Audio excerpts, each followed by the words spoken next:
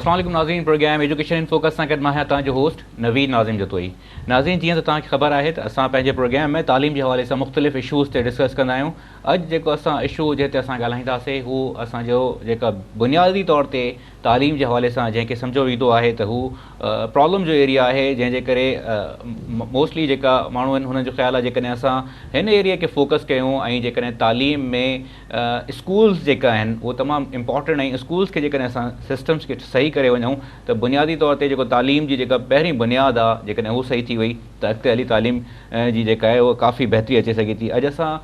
तालीम में सिंध जी तालीम जे हवाले सां जेके स्कूल्स आहिनि स्कूल जे हवाले सां असां गुफ़्तगू कंदासीं। मां पंहिंजे स्टूडियो में पंहिंजे मुअज़्ज़िज़ महिमान अब्दुल वहाब अब्बासी साहब खे दावत ॾिनी आहे। अब्दुल वहाब अब्बासी साहब डायरेक्टर स्कूल्स एजुकेशन कराची आहिनि। हुननि सां गुफ़्तगू कयूं था, पुछूं था त जेके स्कूल जे हवाले सां काफ़ी सारी रिज़र्वेशन्स आहिनि। माण्हुनि जो ख़्यालु आहे त जेकॾहिं सरकारी स्कूल पंहिंजो प्रॉपर तरीक़े सां कमु कनि त जेका तालीम जी सूरत हाल आहे उहा काफ़ी बहितर थी सघे थी। स्कूल जे हवाले सां बि पुछूं था, कीअं सजेशन्स बि उन्हनि खां पुछूं था त जेकॾहिं अदर देन कराची ॿियनि जेका आहे डिविजन्स में कीअं तालीम जी बहितरी जे लाइ ऐं स्कूल जी बहितरी जे लाइ कमु करे सघे थो। हिन सां गॾु असां जेको ओवरऑल तालीम जी सूरत हाल आहे हुन ते बि गुफ़्तगू कयूं था। अचो त पंहिंजे महिमान सां गुफ़्तगू सिलसिले खे आगाज़ था कयूं। सर अस्सलाम वालेकुम। सर, तव्हांजी वॾी महिरबानी, तव्हां मुंहिंजे प्रोग्राम में आयो। मां स्टार्ट थो कयां तव्हां खां त जेका सूरत हाल आहे तालीम जी ओवरऑल सिंध जी, हुनखे तव्हां कीअं था ॾिसो? तालीम असांजी स्टेट जी ज़िम्मेदारी आहे त सभिनि खे तालीम ॾियनि। असांजे कॉन्स्टिट्यूशन 73 जो उन में इहो क्लियरली ॿुधायल आहे त स्टेट जी ज़िम्मेदारी आहे त सभिनि खे एजुकेट करे education for all, education common करे ऐं फ्री एजुकेशन। 18 अमेंडमेंट खां पोइ आर्टिकल 25A न, इहो 73 जो ओरिजिनल जेको कॉन्स्टिट्यूशन आहे उन में इहो जेको असांजो आहे त उन में आइन में जे मुताबिक़ असां ज़िम्मेदारी आहे स्टेट जी। जेके नेशनलाइज़ स्कूल थिया 72 में उहो बि इन ई कॉन्स्टिट्यूशन जे करे थिया त स्टेट ज़िम्मेदारी खणे सॼी एजुकेशन जी। प्राइवेट इदारनि खे बिज़नेस लाइक जेको आहे इहो न हलाइजे एजुकेशन खे। एजुकेशन स्टेट अहिड़ी तरह प्रोवाइड करे सभिनी खे इक्वल एजुकेशन, सभिनी खे हिकु जहिड़ी एजुकेशन प्रोवाइड करे जंहिंजे करे सभिनी खे आम थी वञे तालीम। 100% एजुकेट करिणो आहे असांखे, इहा स्टेट जी ज़िम्मेदारी। हाणे अॼुकल्ह जेके मसइला आहिनि उहो उन तरह सां उन खयां न विया आहिनि जंहिंजे करे इहे मसइला थिया। 72 में तव्हांजा स्कूल नेशनलाइज़ थिया, सभु स्कूल जेको आहे गवर्नमेंट जी ज़िम्मेदारी गवर्नमेंट करे पई। उन नेशनलाइज़ेशन खां पोइ भुट्टे साहब इहे नेशनलाइज़ कया। भुट्टे साहब जे वञण खां पोइ इहे मसइला रेज़ थिया। उहे वरी जेके भुट्टे साहब जे मुख़ालिफ़ माण्हू हुया उन्हनि कोशिशि कई त स्कूल डीनेशनलाइज़ कया वञे। डीनेशनलाइज़ेशन खां पोइ इहो मसइलो सॼो हलियो आहे, जंहिंजे करे हींअर गवर्नमेंट स्कूलनि तरफ़ रुझान घटि आहे। माण्हू पैसा भरे करे पंहिंजा जेका मिल्कियतूं विकिणी करे पंहिंजे ॿारनि खे पढ़ाइण लाइ प्राइवेट स्कूलनि में दाख़िल कराइनि था, जंहिंजे करे गवर्नमेंट स्कूलनि जो मयार किरंदो वियो आहे। पर जेकॾहिं इहो स्टेट जे स्कूलनि खे गवर्नमेंट स्कूलनि खे वधीक मज़बूत कयो वञे, उन्हनि खे ऑर्गेनाइज़ कयो वञे त इहो सिस्टम बहितर थी सघे। एजुकेशन गवर्नमेंट स्कूल में तव्हांखे ख़बर आहे फ्री एजुकेशन ॾिनी वेंदी आहे, गर्ल्स खे स्कॉलरशिप ॾिनी वेंदी आहे, टेक्स्ट बुक्स ॾिना वेंदा आहिनि।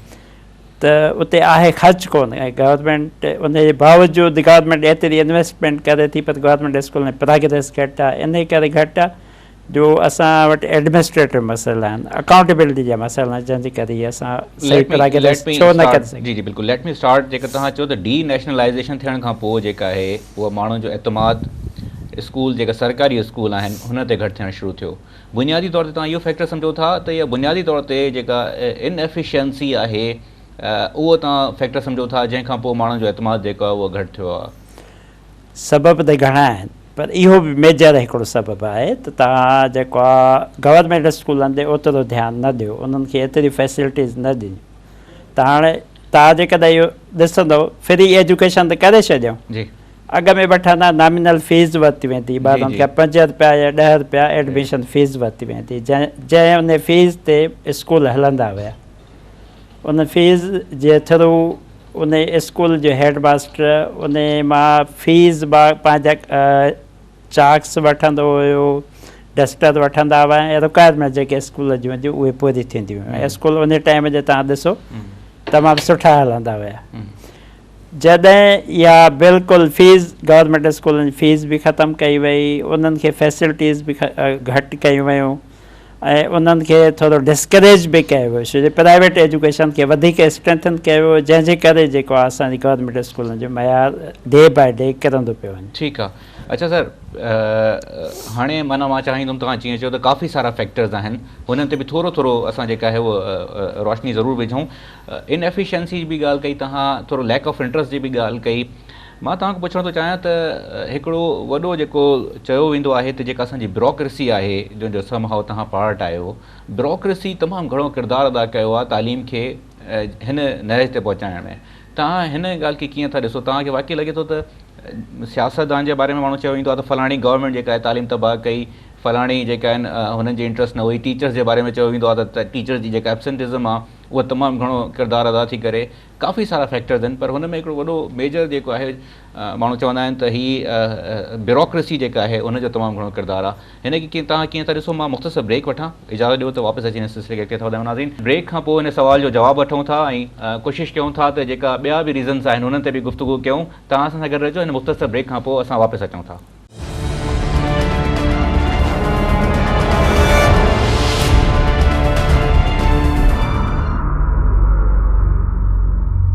वेलकम बैक नाज़रीन, अचो त गुफ़्तगू सिलसिले खे अॻिते था वधायूं। असां गॾु असांजा महिमान मौजूदु आहिनि अब्दुल वहाब अब्बासी साहब। अब्बासी साहब डायरेक्टर्स स्कूल आहिनि कराची रीजन जा, उन्हनि सां गुफ़्तगू कयूं था, पुछूं था त जेका सूरत हाल आहे तालीम जे हवाले सां उहो कीअं था ॾिसनि। ब्रेक ते वञण खां पहिरियों असां सवाल पुछो सर, ब्यूरोक्रेसी जे बारे में चयो वेंदो आहे त ब्यूरोक्रेसी जो जेको किरदारु आहे उहो बि तमामु सुठो न रहियो आहे। तव्हां कीअं था सम्झो हिन ॻाल्हि खे? ब्यूरोक्रेसी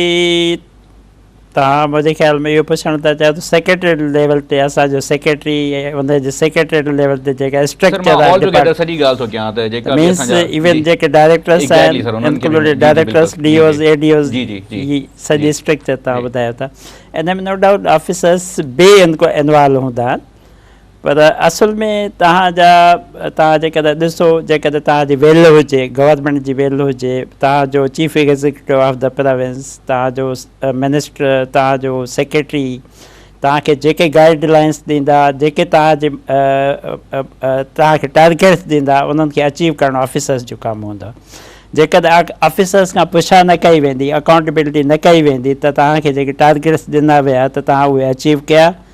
तव्हांजे स्कूल जो मयार बहितरु थियो, तव्हांजे स्कूलनि जी जेके नॉन फंक्शनल स्कूल आहिनि, क्लोज़्ड स्कूल आहिनि, या तव्हांजे स्कूलनि जी एनरोलमेंट घटि थींदी थी वञे त उहा हिकिड़ी इवेल्यूएशन थींदी आहे, एसेसमेंट थींदी आहे। तव्हांजो रेगुलर कमु न आहे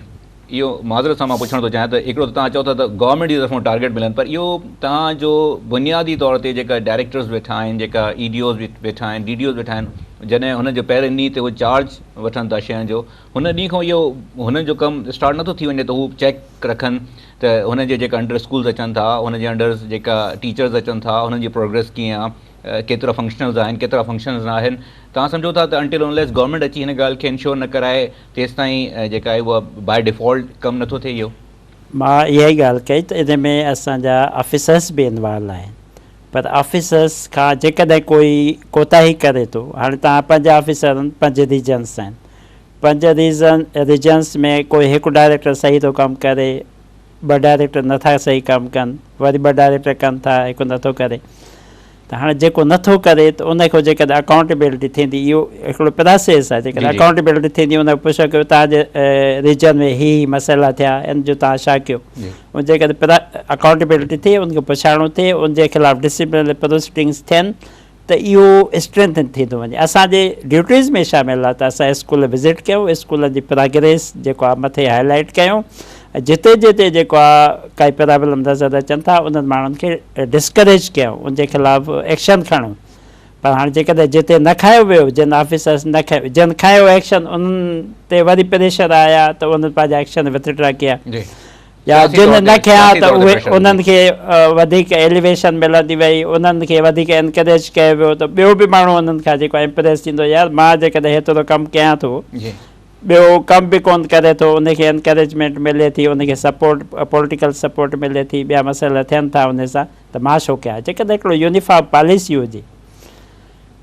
उन में सभिनि सां हिकु जहिड़ो वर्ताव थिए ऐं हिकु जहिड़ी उन्हनि ते अकाउंटेबिलिटी बि हुजे, उनखे एप्रिसिएशन बि उन मुताबिक़ मिले, उनखे डिस्करेज बि उन मुताबिक़ थियनि ऐं प्रोसेस ई बहितर थिए त इन में रिज़ल्ट्स वधीक बहितर थिए। ज़ाती तौर ते तव्हां कहिड़े स्कूल ऑफ थॉट जा आहियो जंहिंमें इहो आहे त प्रेशर्स अचनि था, माण्हू चवनि था त प्रेशर्स त आहिनि, पार्ट आहे तव्हांजी जॉब जो, हुनखे बर्दाश्त करिणो आहे, या पोइ इहो चवंदा आहिनि त ठीकु आहे जेकॾहिं कमु नथा कयूं उन्हनि खे अप्रेज़ल वधीक थी मिलनि त असांखे बि उहो ई कमु करणु घुरिजे, असांखे फॉलो न। मुंहिंजी इहा कोशिशि हूंदी आहे जिते बि मुंहिंजी पोस्टिंग रही आहे त मां प्रेशर्स खे रेज़िस्ट कंदो आहियां,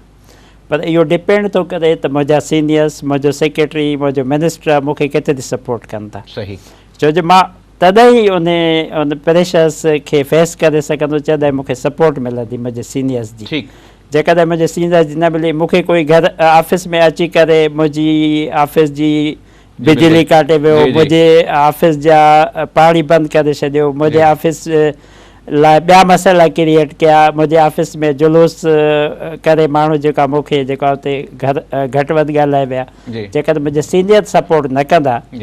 त पोइ मां डिस्करेज थींदुसि। पर हिन वक़्तु सूरत हाल इहा आहे त मां हिते डायरेक्टर कराची में आहियां, मूंखे पंहिंजे सीनियर्स जी, मुंहिंजो सेक्रेटरी, मुंहिंजे मिनिस्टर साहिबु, इन जी मूंखे सपोर्ट हासिलु आहे, जंहिंजे करे मां प्रेशर्स, तव्हां लास्ट टेन्योर में ॾिठो हूंदो त अपॉइंटमेंट्स ग़लति थियूं, उन्हनि उन ग़लति अपॉइंटमेंट्स खे कोशिशि कया पियो त इहो ग़लति जेको सिलसिलो हले पियो उनखे जेको रजिस्ट कजे ऐं उनखे बहितर कम खे हुन ते बिल्कुलु अचूं था। Coming back to the education of Sindh, मां पुछणु थो चाहियां त हाणे जेका सूरत हाल आहे, तव्हां छो त कराची रीजन जा आहियो, अलिफ ऐलान हिकिड़ी ऑर्गेनाइज़ेशन आहे, हुन सर्वे कयो, हुन में 50 डिस्ट्रिक्ट जेका आहिनि जेका हुया, हुन में असां कराची जेका आहे उहो 50 डिस्ट्रिक्ट में वञी तालीम जे हवाले सां किथे जेको आहे वञी बीठी उन जी लिस्ट में, अदरवाइज़ 50 में बि न हुया। त सर तव्हां छा था सम्झो त इहो छा सबबु आहे? जेकॾहिं कराची जी ॻाल्हि कयूं था, मोस्ट डेवलप सिटी आहे, रिसोर्सिस तमामु घणा आहिनि ऐं मुंहिंजे ख़्याल में एतिरो शायदि मूंखे ख़बर न आहे पॉलिटिकल प्रेशर बि शायदि एतिरो न हुजे, उहो तव्हां वधीक बहितर सम्झो था त छा सबबु आहे जेका असां कराची में बि डिलीवर नथा करे सघूं? इन में सम्झण में थोरो असांजे दोस्तनि खे मसइलो थिए थो, उहो इन करे त कराची में जेके तव्हांजा स्कूल आहिनि न, हिते प्राइवेट स्कूल्स तमामु घणा आहिनि। सही। तव्हांजा 3000 गवर्नमेंट स्कूल आहिनि, तव्हांजा रजिस्टर्ड प्राइवेट स्कूल 11000 आहिनि, अनरजिस्टर्ड स्कूलनि जो तइदादु 44,000 आहे जी। त ही असांजी 2 करोड़ शहर जी आबादी आहे, 2 करोड़ जी। ऐं असांजो स्कूल गोइंग एज ग्रुप जेको ॿारनि जो आहे उहो आहे 35% of total population, means 70 lakhs जेका स्कूल गोइंग ॿार आहिनि असांजा कराची जा। 70 lakhs मां असां वटि गवर्नमेंट वटि जेके ॿार हींअर पढ़नि था उहे आहिनि 5,27,000। 5,27,000 असांजे गवर्नमेंट स्कूलनि पढ़नि था। बाक़ी तव्हांजो लिटरेसी रेट बि तव्हां कराची जो ॾिसो, लिटरेसी रेट सभिनी शहरनि खां वधीक कराची जो, उहो आहे 79% पूरे पाकिस्तान में। सही सर। ओवरऑल पॉपुलेशन जो असांजे 55% आहे लिटरेसी रेट, पर 79% कराची जो आहे। इहा जेकी प्राइवेट एजुकेशन जी तरफ़ असांजे जेके गवर्नमेंट स्कूल में ॿार पढ़नि था उहे ग़रीब ॿार पढ़नि था। सही। जेके अफोर्ड नथा करे सघनि फीस, इवन जेको आहे 50 रुपयो पर मंथ बि नथा अफोर्ड करे सघनि, उहे गवर्नमेंट स्कूल में दाख़िल कराइनि था। उनजे करे असांजे गवर्नमेंट स्कूलनि खे उन ई लाइन ते कराची में न वरितो वञे जीअं प्राइवेट स्कूलनि खे। त गवर्नमेंट स्कूलनि जी ॻाल्हि अलॻि आहे, ॿियनि रीजन्स हाणे ॾिसो हैदराबाद में या मीरपुर ख़ास में या सखर में, लाड़काणे में, उते प्राइवेट स्कूल एतिरा न आहिनि जिते कराची में आहिनि। त हीउ जेको अलिफ ऐलान जो तव्हां ॿुधायो था इहो गवर्नमेंट स्कूल आहे। गवर्नमेंट स्कूल नो डाउट जेकॾहिं अहिड़ी कारकर्दगी न हूंदी उहो असां एडमिट कयूं था त इहा न हूंदी एतिरी कारकर्दगी, पर उते ॿार अचनि बि कोन था एडमिशन वठण जे लाइ। ठीकु आहे। इहो छा सबबु आहे जेको ॿार एडमिशन वठण ई नथा अचनि? हाणे हिते तव्हां वटि कराची में पैरेलल सिस्टम ऑफ एजुकेशन मौजूदु आहे। उहो पैरेलल सिस्टम ऑफ एजुकेशन माण्हुनि जो ट्रस्ट प्राइवेट स्कूल्स ते वधीक आहे। हिते अहिड़ा बि स्कूल आहिनि जेके 50 रुपए फीस वारा बि आहिनि ऐं 5,000, 10,000, 20,000, 50,000 पर मंथ फीस वारा बि स्कूल आहिनि। जेको पेरेंट जिते अफोर्ड करे थो उहो प्राइवेट स्कूल्स में प्रेफर करे थो। हिते तव्हांजो गवर्नमेंट स्कूल में जेकॾहिं पेरेंट दाख़िल कराइण वेंदो पंहिंजे ॿार खे स्कूल में, उते ॾिसंदो जेकॾहिं टीचर प्रॉपरली टाइम ते नथा अचनि या जेको आहे उहे सही एजुकेशन नथा ॾियनि त हू तव्हांजे टीचर सां विढ़ंदो न, चवंदो त भाई छो नथा कयो। उहो तव्हांजो पेरेंट ॿिए हंधि प्राइवेट स्कूल में जेको भर्स हूंदुसि उते जेको भले हिकु कम ते प्राइवेट स्कूल हुजे उते दाख़िल कराईंदो पंहिंजे ॿार असांजे ॿियनि उन्हनि शहरनि में जिते प्राइवेट स्कूल न आहे उते तव्हांजो पेरेंट तव्हांजे टीचर सां विढ़ंदो बि छो जो उन ॻोठ जो ई टीचर हूंदो उन चवंदो भई तव्हां पढ़ाए छो था उते उनखे ॿियो सिस्टम कोन्हे 6000 स्कूल बनेनि जेकॾहिं विढ़ंदो पर मिसाल थो ॾियां हिकिड़ो जेकॾहिं एतिरो असांजा शायदि पेरेंट्स बि अवेयर हुजनि हा सर मां ॿी ॻाल्हि पुछणु थो चाहियां हाणे तव्हां ॻाल्हि कई त अलिफ ऐलान जो जेको सर्वे हुयो हुन में वरी सरकारी जेका आहिनि स्कूल जे करे असांखे किथे काउंटिंग में असां तमामु पोइ ते वञी बीठा आहियूं ऑन द अदर हैंड हिकिड़ी ऑर्गेनाइज़ेशन आहे असर हुन 2013 में जेको सर्वे कयो हुनजे हिसाब सां जेके स्कूल जा ॿार हुया जेको सिंपल उर्दू जो हिकिड़ो जुमिलो अंग्रेज़ी जो हिकिड़ो जुमिलो जेका बि मदर टंग आहे सिंधी बि थी सघे थी हुनजो जुमिलो अंग्रेज़ी जो हिकिड़ो जुमिलो या सिंपल हिकिड़े मैथ जो सुवाल या ॿिया हुन में बि असां किथे सिंध जी जेकॾहिं ॻाल्हि कयूं त हुन में बि असां सफ़ा पोइ ते बीठा आहियूं पोइ त उहो त सरकारी स्कूलनि जी ॻाल्हि थिए थी न हुते त प्राइवेट जो कंपेरिज़न ई न आहे सॼा प्राइवेट सिंध जा या बाक़ी जेतिरनि सूबनि जा हुते सरकारी स्कूलनि में हुननि सर्वे कया हुया न मां इहो ई चवणु पियो चाहियां त शायदि उहा मुंहिंजी ॻाल्हि उन मुताबिक़ न थी मां इहो बि चयो त असांजे जेके कराची जा स्कूल आहिनि गवर्नमेंट जा स्कूल उहे असांजे ॿियनि डिस्ट्रिक्ट्स जे स्कूलनि खां बि पोइते आहिनि छो जो हिते उहे अचनि था जंहिंखे का अपॉर्चुनिटी एजुकेशन जी ॿिए हंधि नथी मिले उहे अचनि था गवर्नमेंट स्कूलनि में ठीकु आहे उहे बिल्कुलु ठीकु आहे ठीकु आहे ऐं होॾे जेके असांजे इंटीरियर जे ॿियनि स्कूलनि में गवर्नमेंट स्कूलनि में ॿार वञनि था उन्हनि खे ॿी अपॉर्चुनिटी किथे बि अवेलेबल न आहे हुननि खे जेकॾहिं एजुकेशन हासिलु करणी आहे त गवर्नमेंट स्कूलनि में दाख़िलु थियणो आहे त उन जे करे उहे नो डाउट उते अल्टरनेट बि न आहे जेकॾहिं तव्हांजो टीचर नथो वञे स्कूल तव्हांजा पेरेंट हिकु ॾींहुं बर्दाश्त कंदा 2 ॾींहं कंदा 3 ॾींहं उनखे घर मां वठी करे चवंदा त अचु बाबा स्कूल में पढ़ाए अची तव्हांजे कराचीअ में कंहिं बि टीचर कोई नथो अचे कोई उनखे कोई शिकायत सोसाइटी जो माण्हू कम्यूनिटी जो माण्हू या उन ॿार जो पेरेंट उहो अॼु तव्हांखे शिकायत न कंदो ठीकु आहे छो जो हुनखे अल्टरनेट हिते अवेलेबल न स्कूल अवेलेबल उन जे करे उहे मयार में उहा इक्वलनेस न ईंदी मां तव्हांखां इहो ॿियो अंदाज़ खां इहो सुवालु पुछणु थो चाहियां त तव्हां सम्झो था त कराची जा स्कूल एज़ कम्पेयर टू असांजे जेका ॿियनि शहरनि में स्कूल्स आहिनि गवर्नमेंट सरकारी स्कूल हुन जे मुक़ाबले में घटि नॉन फंक्शनल्स आहिनि या हुनजो मयार जेको टीचरनि जे करे आहे या स्टूडेंट्स जे करे उहा ॿियनि सूबनि में जेका मिसाल घोटकी जी ॻाल्हि कयूं या सूबनि जी ॻाल्हि थो कयां सॉरी असांजा ॿियनि शहरनि में जैकाबाद जी ॻाल्हि कयूं त तव्हां सम्झो था त कराची जा स्कूल जेका आहिनि उहा घटि डिलीवर कनि था एज़ कम्पेयर टू ॿियनि असांजे डिस्ट्रिक्ट्स जे कराचीअ जा तमामु घणा मसइला आहिनि हिकिड़ो मसइलो त इहो आहे तव्हांजा 3000 जेका कराचीअ में स्कूल आहिनि गवर्नमेंट जा त उन्हनि मां तव्हां हिकु स्कूल जे कंसेप्ट हूंदो आहे त हिकु स्कूल खे हिकु बिल्डिंग हुजे इजाज़त ॾियो मुख़्तसर ब्रेक वठी वापसि अची हिन कराची जे सिलसिले खे अॻिते था वधायूं नाज़रीन कराची जे हवाले सां असां गुफ़्तगू कयूं था जेकॾहिं स्कूलनि जी जेका सूरत हाल आहे असां सां अब्दुल वहाब अब्बासी साहिबु डायरेक्टर्स जेका आहिनि स्कूल जा मौजूदु आहिनि उन्हनि खां पुछूं था त कराची में हू कहिड़ा प्रॉब्लम्स जेके सम्झनि था जंहिंजे करे डिलीवरेंस जेका आहे उहा प्रॉब्लम आहे मुख़्तसर ब्रेक खां पोइ तव्हां असां सां गॾु रहिजो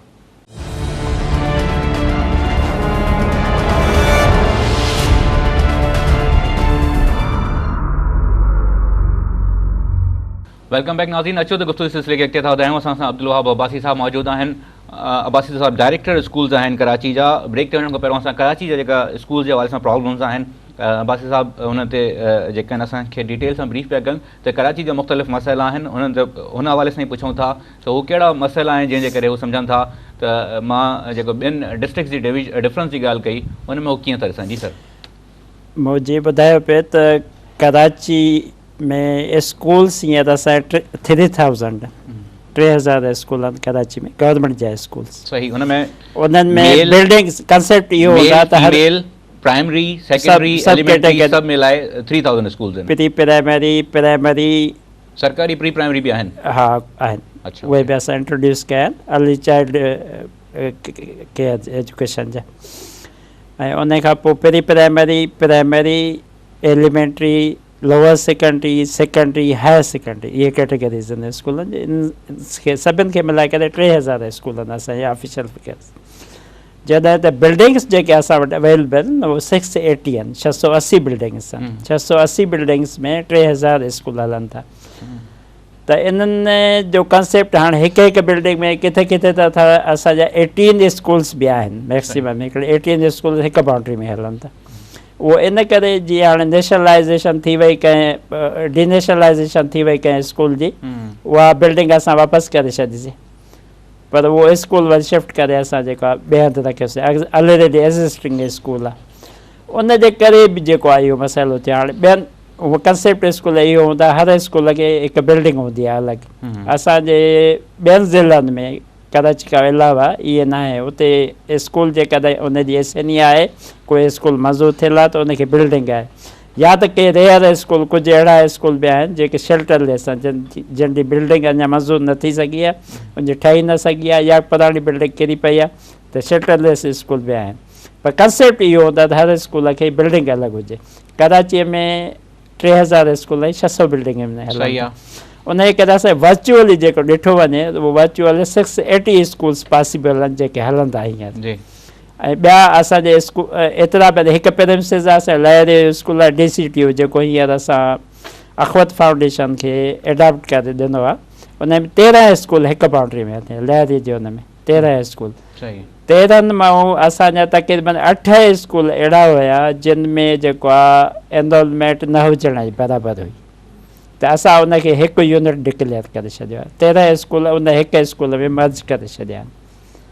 उन में अख़वत फाउंडेशन खे असां उहो स्कूल ॾिनो आहे त जीअं असांजी उहा हर शइ असांजी आहे, स्कूल असांजो आहे, असां हर शइ उहो न असां कयूं था, सिर्फ़ु उन में मैनेजमेंट में उहो मदद कंदा त उन स्कूल खे असां बहितरु बणाए सघूं। सही, हर शइ उहा स्कूल बि असांजो आहे, नालो बि असांजो आहे, ऐं स्टाफ बि असांजो आहे, इंफ्रास्ट्रक्चर जेको हर शइ आहे। ॿुधायो न 8 स्कूल आहिनि जंहिंमें तव्हां चओ था एनरोलमेंट न हुजण जे बराबरि आहे, हुन में टीचिंग स्टाफ हूंदो। जी जी, स्टाफ हाणे हू जॾहिं मर्ज कया अथव त ज़ाहिरी ॻाल्हि आहे हिकिड़ो ॿियो बि शायदि प्रॉब्लम अराइज़ थींदो त जेका स्कूल बंदि थी हिते मर्ज थिया आहिनि बिल्डिंग में आहिनि, हू वरी ॿारनि जे एक्सेस खां परे न थिया आहिनि, डिस्टेंस वाइज़ इशू न थींदो ॿारनि जे लाइ? न उहो स्कूल ऑलरेडी उते ई एग्ज़िस्ट कनि पिया न, ॿार त उते ई अचनि पिया न। सही, त हाणे बजाए जो असां 8 स्कूल अहिड़ा ई हलायो सिर्फ़ु नाले मात्र, उन असां हिकिड़े स्कूल में उनखे मर्ज करे छॾियो। असां प्राइमरी खां वेंदे अप टू मैट्रिक ताईं उते एजुकेशन करे छॾी आहे, जंहिंमें सेक्शन्स ठाहिया आहिनि असां, बॉइज़ जो अलॻि, गर्ल्स जो अलॻि, प्राइमरी जो अलॻि, सेकेंडरी जो अलॻि, उहे सेक्शन अलॻि करे उन जा सेक्शन हेड मुक़ररु कया आहिनि। बाक़ी हिकु यूनिट स्कूल हिकिड़ो थियो आहे ऐं सिंगल शिफ्ट उन जी डिक्लेयर कई वई। सिंगल उहा असां 2 शिफ्टनि में कराची जा स्कूल हलंदा, सुबुह जो बि मॉर्निंग शिफ्ट ऐं सेकेंड शिफ्ट हलंदी आहे मंझंदि खां पोइ 5 बजे ताईं, 4:30 बजे ताईं। त हाणे हिकु शिफ्ट असां कई 8 बजे खां 2 बजे ताईं उनजो टाइम रखियो आहे, ऐं सिंगल शिफ्ट में असां हिकु यूनिट स्कूल कयो। उते एनरोलमेंट बि वधंदी, जेके कमरा ख़ाली पिया हूंदा, जिते जेको आहे टीचर न ईंदा, उन टीचर्स खे रेशनलाइज़ करे असां उन स्कूल में मर्ज कयो। सही। अच्छा सर, हाणे मूंखे इहो प्रोग्राम ॾिसो त लास्ट पार्ट में बि आहियूं, थोरो वाइंड अप जी तरफ़ अचूं। मां तव्हांखां पुछणु थो चाहियां त कराची में जॾहिं सुप्रीम कोर्ट जी जॾहिं स्कूल जे हवाले सां जेका नॉन फंक्शनल चओ, जंहिंखे घोस्ट स्कूल चओ, हुननि जी ॻाल्हि ॿोल थिए पई त कराची में बि एग्ज़िस्ट कनि था नॉन फंक्शनल ऐं घोस्ट स्कूल, उहो घणा हूंदा ऐं छा सबबु आहे जेको नॉन फंक्शनल ऐं घोस्ट स्कूल कराची जहिड़े शहर में बि जेके आहिनि उते आहिनि? बिल्कुलु घोस्ट स्कूल त हिननि खे नथो चई सघिजे, उन्हनि स्कूलनि जूं बिल्डिंग्स न आहिनि। बिल्डिंग्स हाणे सपोज़ हिकु बिल्डिंग आहे 5 कमरनि जी, उन्हनि 5 कमरनि में तव्हांजा 5 स्कूल हलनि था, त वर्चुअली 5 स्कूल त पॉसिबल कोन्हनि न, 5 कमरनि में 5 स्कूल तव्हांजा हलनि। हिकु स्कूल लाइ तव्हांखे एटलीस्ट जेकॾहिं प्राइमरी स्कूल आहे त 5 कमरा त घुरिजनि न तव्हांखे, 5 क्लास रूम्स लाइ। त उहे अहिड़ा मसइला आहिनि जिते आहिनि सही, एनरोलमेंट उते कुझु न कुझु ॾेखारी वई आहे, किथे 10, किथे 15, किथे 20, 50 ईअं ॾेखारिया विया आहिनि, पर उहा असां उन कंसल्टेशन तरफ़ विया आहियूं। उन्हनि जेके हिकु बिल्डिंग में जेतिरा स्कूल एग्ज़िस्ट कनि था उनखे हिकु यूनिट असां डिक्लेयर कयूं था। हींअर सही आहे, हिकु यूनिट करे असां उन्हनि खे प्रॉपर फंक्शनल कयूं था। इहो सुप्रीम कोर्ट वारी उन खां पोइ जी ॻाल्हि आहे या इहा पहिरों जी ॻाल्हि? इहा असांजी पॉलिसी त अॻ में अनाउंस थी चुकी, हींअर उनखे असां इम्प्लीमेंटेशन जी फेज़ में आहियूं, उनखे इम्प्लीमेंट करे। तव्हां माना ॿियनि लफ़्ज़नि में इहो चओ था त जेका उहो हुननि जो जेको घोस्ट स्कूल वारो कॉन्सेप्ट हुयो या नॉन फंक्शनल जंहिंखे हाणे असां चवंदा आहियूं, त उहो नॉन फंक्शनल वारो हाणे को हाणे कराचीअ में एटलीस्ट न थींदो। कराची मां ज़िम्मेवारी खणां थो, तव्हांखे ॿुधायां थो त जॾहिं हीअ कंसल्टेशन थी वेंदी 680 स्कूल्स असांजा थी वेंदा, त गवर्नमेंट स्कूल तमामु घणी एनरोलमेंट एटलीस्ट मां एक्सपेक्ट कयां थो त डबल थी वेंदी, एग्ज़िस्टिंग हुनजी डबल बि थी वेंदी। असां वधीक एक्सपेंशन बि कंदासीं, स्कूल वधीक क़ाइमु बि कंदासीं, उनखे प्रॉपरली जेको हलाईंदासीं बि। अच्छा, मां सर इहो बि पुछणु थो चाहियां त कराची में सरकारी स्कूलनि में कहिड़ा स्कूल्स आहिनि अहिड़ा आहिनि जंहिंजी इनरोलमेंट जेका आहे उहा तमामु सुठी आहे? कराची में तमामु घणा स्कूल आहिनि, जीअं तव्हांखे ॿुधायां कॉम्प्रिहेंसिव हायर सेकेंडरी स्कूल आहे नाथ नाज़ाबाद में गर्ल्स जो, उते तक़रीबन असांजी 2000 खां वधीक एनरोलमेंट आहे। सही, 2000 खां। ऐं असांजा ॿिया स्कूल आहिनि, गवर्नमेंट बॉयज़ सेकेंडरी स्कूल आहे पार्कलैंड आहे गर्ल्स जो आहे, उते बि जेको आहे असांजी एनरोलमेंट तक़रीबन 1000 ताईं एनरोलमेंट आहे। असां SM पब्लिक आहे नाज़िमाबाद में, उन में एनरोलमेंट घणी आहे। असांजो जेका ग्रीन डेल आहे मलीर में स्कूल आहे गर्ल्स जो, उते बि तक़रीबन जेको उन प्रिमिसिस में असांजी 1500 खां वधीक एनरोलमेंट आहे। इतफ़ाक़ इहे सॼा गर्ल्स स्कूल्स आहिनि, बॉयज़ में न आहे एनरोलमेंट जो रेशो? न, बॉयज़ बि आहिनि हिन में। तव्हांजा जीअं मुस्लिम स्कूल आहे उन ग्रीन डेल जे स्कूल में मुस्लिम में बि आहिनि ॿार, बॉयज़ जा बि आहिनि, पर रेशो असांजो गर्ल्स जो वधीक, गर्ल्स जे स्कूलनि जी तमामु जे गवर्नमेंट साइड जा गर्ल्स जा स्कूल उते एनरोलमेंट वधीक आहे। अच्छा सर, मां हिकिड़ी ॿी तव्हांखां पुछणु थो चाहियां त छा सबबु आहे जेको सरकारी हाणे काफ़ी सालनि खां सरकारी स्कूल जी पोज़ीशन नथी अचे? पोज़ीशन थोरो मयार तव्हांखे ख़बर पई हूंदी त जेको आहे टीचर्स जो कुझु सालनि खां 2005-06 खां पोइ इहे थोरो इन तरफ़ ध्यानु न ॾिनो वियो, जंहिंजे की 2005 ताईं मां ADO कराची हुयुसि, उन टाइम में असांजे स्कूलनि जी पोज़ीशन ईंदियूं हुयूं। 2005 खां पोइ इहे थोरो जेको असांजे स्कूलनि में इन तरफ़ घटि ध्यानु ॾिनो वियो, जंहिंजे करे जेको आहे अकाउंटेबिलिटी प्रोसेस घटि कयो वियो। हाणे हींअर असां शुरू कयो, मां कराची में शुरू कया, काफ़ी माण्हू जेको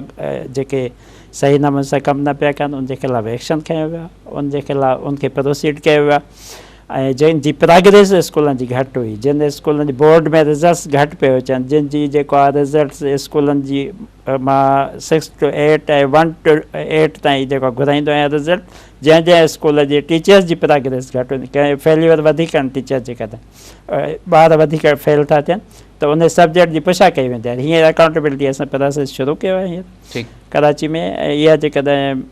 इहो हलंदो रहियो सिलसिलो कंटिन्यूटी इन में रही त प्रोग्रेस बहितर थींदी। एब्सेंटिज़म वारो जेको टीचर्स वारो आहे उहो कराची में केतिरो ॾिसो था सर? कराची में घणा मसइला आहिनि टीचर्स जा, उन में तव्हांखे ॿुधायां त असांजी टोटल तक़रीबन 1,80,000 स्कूल एडमिनिस्ट्रेशन जा टीचर्स आहिनि पूरी सिंध में। ठीकु आहे, जंहिंमें 41,000 सिर्फ़ु कराची में आहिनि। यानी तव्हां चओ था 41,000 जेके आहिनि स्कूल प्राइमरी सेकेंडरी टीचर्स असां वटि कराची टीचिंग स्टाफ आई आहे 41,000, ऐं स्कूल असां वटि टोटल तव्हां ॿुधायो था कराची में 3,000। यानी ही त सर रेशो ई कोई मैच नथो थिए, जेकॾहिं तव्हां को 20 टीचर्स बि हिकिड़े स्कूल में लॻायो तॾहिं बि 41,000 नथा बीहनि। न, इन में शायदि कुझु नॉन टीचिंग स्टाफ बि हूंदा, वॾा वॾा स्कूल नॉन टीचिंग स्टाफ किथे जेको 50-50 ताईं बि आहे, जंहिंमें क्लर्कल स्टाफ, तव्हांजो मिनिस्ट्रियल स्टाफ, पियोन, चौकीदार, नायब कासिद, इहो सभु असांजा 31,000 आहिनि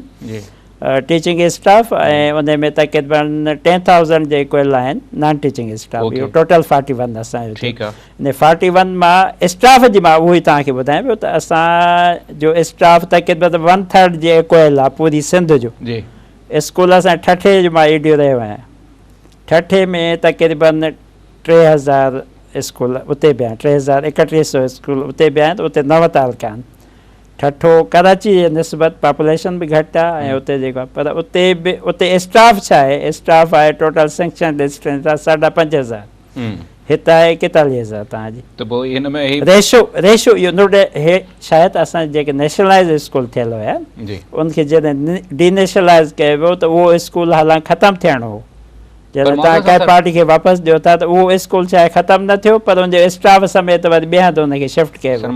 जंहिंजे करे स्टाफ उहो असां वटि सेचुरेशन थी वई। ठीकु आहे, 13,000 जी बि त ॻाल्हि हाणे थिए थी न सर, तव्हां 13,000 इलीगल अपॉइंटमेंट्स कयूं लास्ट हिन टेन्योर में, जंहिं बि कयूं, माना हीअ अंदाज़ो लॻायो त जॾहिं 13,000 इलीगल उहो थींदियूं हुन में काफ़ी चंक जेका आहे कराची में बि एडजस्ट थियो हूंदो न सर? न, इहे 13,000 जेके फिगर तव्हां ॿुधायो था इहो सिर्फ़ु कराची जी फिगर आहे। अच्छा, 13,000 सॼा कराची जी अंदाज़ो लॻायो न सर, पोइ त 41,000 थियण मुंहिंजे ख़्याल में न, उहे अपॉइंटमेंट्स हिन में असां काउंट नथा कयूं, उहो हिन खां बि अलॻि आहिनि, उहे अलॻि हिन में इन करे काउंट नथा कयूं जो उहे बराबरि प्रोसीजर सां अपॉइंटमेंट न थियूं हुयूं, न जेको आहे उन्हनि जा इंटरव्यू थिया, न उनजी टेस्ट थी, न वरी उनजी क्वालिफिकेशन ॾिठी वई, न उनजो हिकिड़ो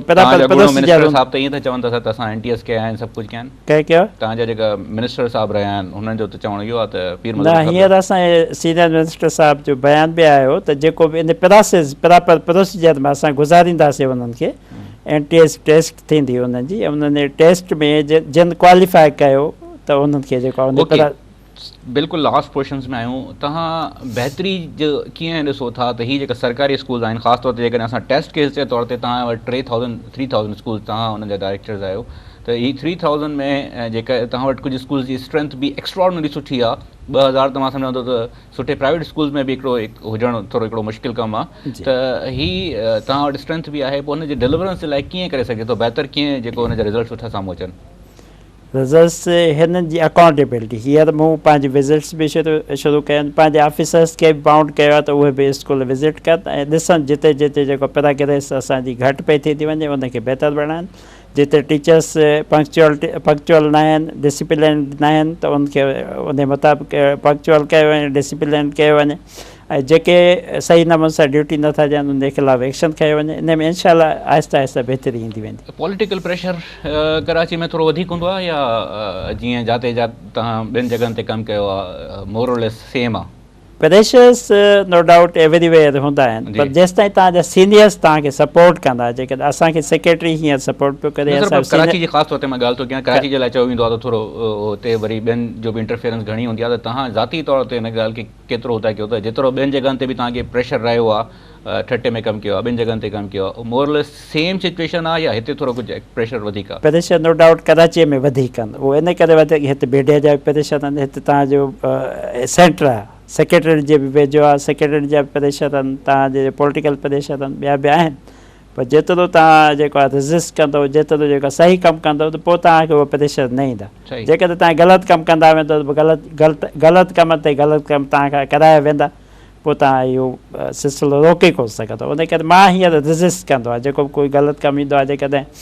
कंहिं बि तरफ़ां त उनखे ॿुधाईंदो आहे पोज़ीशन हीअ आहे, हिन पोज़ीशन में जेकॾहिं हीअ कंदासीं असां कमु, हिन में हीअ मसइला थींदा, हिन में हीअ थींदा, त पोइ एतिरा प्रेशर हींअर मूं ते न पिया अचनि, छो जो अथॉरिटीज़ खे जॾहिं ॿुधाईंदा आहियूं असां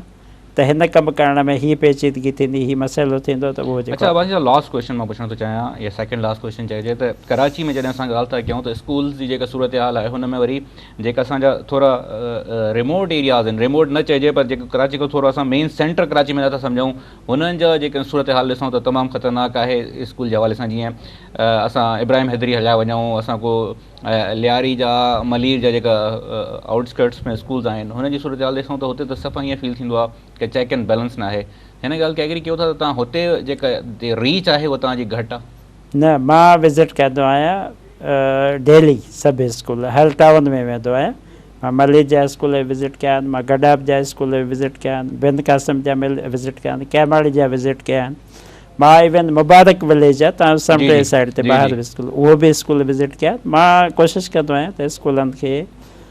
विज़िट कजे, उतां जा उन जा मसइला ॾिसजनि ऐं उन मसइलनि खे बि जेको आहे एड्रेस कजे, ऐं उन्हनि मसइलनि खे जेके टीचर्स जा मसइला आहिनि, जे टीचर उते पहुची नथा सघनि, या त कोशिशि कंदासीं त उतां जा वेझा टीचर हुजनि त उनखे असां उते चयूं, या वरी ॿियनि खे इंसेंटिव्स ॾींदा आहियूं त उहे होॾां वञनि जीअं उते पहुचनि, कोशिशि कयूं पिया, इनशाला इन में बहितरी अचे। लास्ट क्वेश्चन, जेका सिंधी मीडियम स्कूल्स असांजा आहिनि हुननि जी सूरत हाल त सफ़ा हाणे बिल्कुलु ई उहो थी वई आहे, हुन ते बि का आहे चेक एंड बैलेंस या को प्रोग्रेस जो अंदाज़ो? सिंधी मीडियम स्कूल्स दरअसल उन में असांजे पंहिंजा ई जेके टीचर हूंदा आहिनि उहे उते कोशिशि नथा कनि त उन स्कूल खे बहितर बणाइनि, ऐं सिंधी आबादियूं कंहिं हिकिड़ी जॻह ते न आहे। तव्हांजो NJV स्कूल सिंधी मीडियम आहे, उहो वॾो स्कूल आहे, उन में 4 स्कूल हलनि था हिक ई बिल्डिंग में, प्राइमरी खां वठी हायर सेकेंडरी ताईं। जी सर, हुनजी एनरोलमेंट तक़रीबन 0 थी वई, हाणे शायदि कुझु थोरो घणो न, उहो कोशिशि मूं कई आहे, उनखे कंसल्टेट बि असां कयो आहे, हिकु यूनिट उनखे डिक्लेयर कयो आहे असां, ऐं उन